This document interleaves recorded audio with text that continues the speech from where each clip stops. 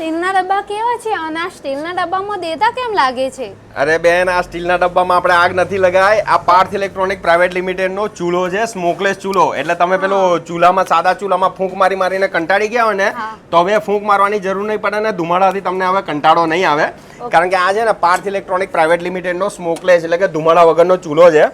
આમાં છે ને આ ચૂલાની ખાસિયત એવી છે કે આના નીચે છે ને એક પંખો આપેલો છે અને એ પંખો છે ને આપણે પેલા સાદા ચૂલાની અંદર આપણે ફૂંક મારતા હતા ને એવું કામ કરે. એ પંખો નીચેથી ફરે એટલે આની અંદર જે લાકડું આપણે નાખ્યું હોય ને એ લાકડાને હવા મળે એટલે લાકડું અંદરથી સળગે અને ધુમાડો થાય નહીં. અને આ જે ચૂલો છે ને એ જો તમે ઘરમાં વાપરો ને તો 2 થી 15 માણસ સુધીનું જમવાનું આ ચૂલા ઉપર થઈ જાય.